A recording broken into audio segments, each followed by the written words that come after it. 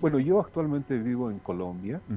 sin embargo, hago seguimiento de la economía del país muy a menudo y con base en conversaciones que tengo con amigos me dicen que los precios, bueno, están incrementándose.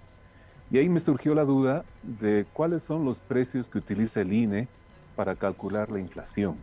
Porque cuando a uno le dicen inflación del 5%, 5,4%, el ama de casa o la gente de a pie no entiende o no le interesa tampoco. Para ella o él quizás es lo mismo 5%, 10%. Lo que interesa muchas veces son los precios en valores absolutos.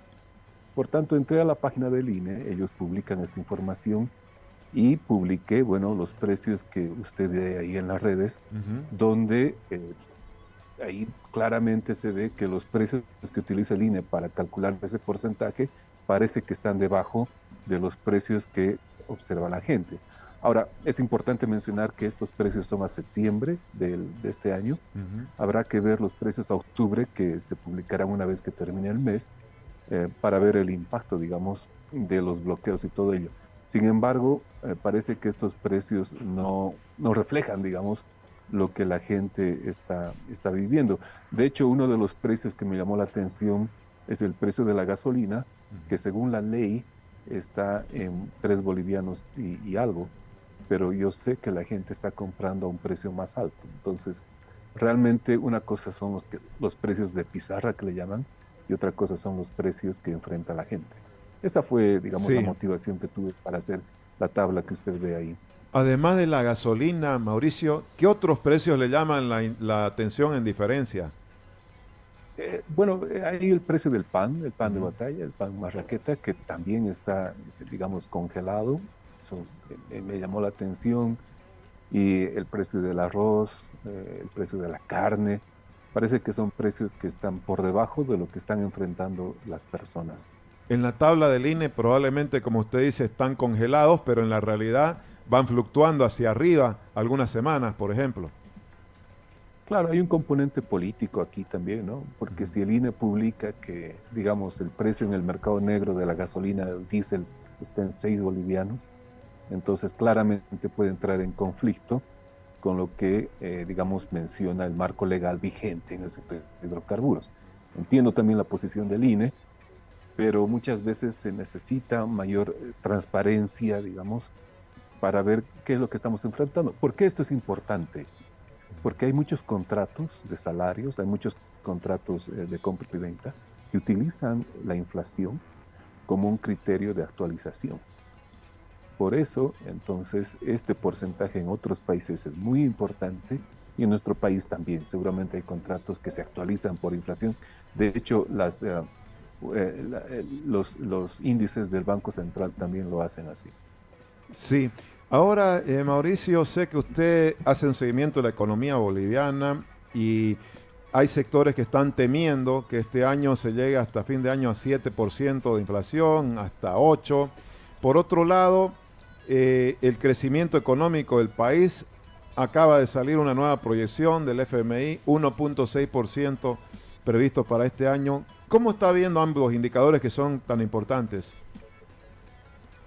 Bueno, el crecimiento de precios, de hecho, los pobres enfrentan un mayor impacto, porque los pobres gastan el 50% de su ingreso en alimentos. Y si usted ve la inflación solo de alimentos, es notable, digamos, ¿no? Entonces, los pobres sí van a sufrir más con la inflación de alimentos. Es por eso que la inflación golpea tan duro a los, digamos, a los más pobres. Eh, y, y por otra parte, este crecimiento bajo ya se lo veía venir porque no hay ningún otro sector que tenga el impacto que tuvo el sector de hidrocarburos. Bueno, yo vengo del sector de Ujú. hidrocarburos, quizás usted lo sabe, Sí, sí. y desde hace, bueno, son más de 15 años. Ya, a veces yo digo, no sé si vale la pena seguir hablando con los medios, porque hace Ajá. 15 años atrás vengo hablando, hablamos con usted también hace Sí, mucho tiempo sobre quitar el subsidio, sobre buscar nuevos mercados, sobre explorar en gas natural, pero pues no pasó nada no de eso. ocurrió. Mm. Exacto, entonces ahora vivimos una situación en la que la solución es por digamos, como dicen, por el desastre, porque ya no hay tiempo para implementar medidas que puedan dar un respiro a la gente. Es el momento de que se toman las medidas, digamos, ya de emergencia, ¿no? Importante lo que dice Mauricio. Tenemos dos problemas este año muy marcados que usted debe también, por supuesto, conocer, que son la falta de dólares y de combustibles. En este último punto particularmente usted, como dice, lo ha venido alertando. ¿Qué se puede hacer de ya ahora? Usted habla de medidas de urgencia, ya no queda más.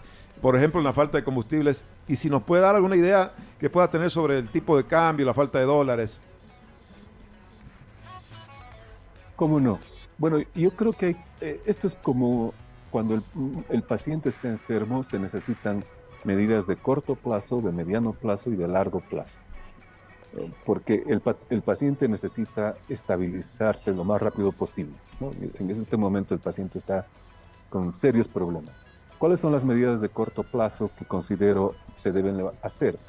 Una, levantar el tipo de cambio, es decir, tener un tipo de cambio flexible, de tal suerte de que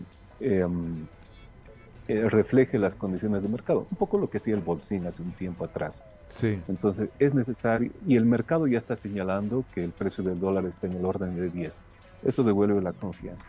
Luego, eliminar el subsidio a la gasolina progresivamente, pero sin dejar desamparados a los pobres, con una política al mismo tiempo de dar subsidio a los transferencias de dinero o bonos a los más pobres para compensar este incremento en los precios de la gasolina, diésel, transporte, es importante. Es decir, hay que levantar medidas sin dejar desamparado a los pobres, hay que reducir el personal de IPFB, pero no hay que votarlos así como y dejarlos desamparados. Hay que crear un mecanismo, esto lo hicimos en Afganistán, donde a la gente que se despide de la empresa se le ayuda a crear emprendimientos para que puedan prestar estos servicios, ya sea YPFB o a otras empresas. Es decir, que esta gente puede entrar al mercado laboral desde una perspectiva privada, ayudar a que tengan estos emprendimientos. Es necesario, digamos,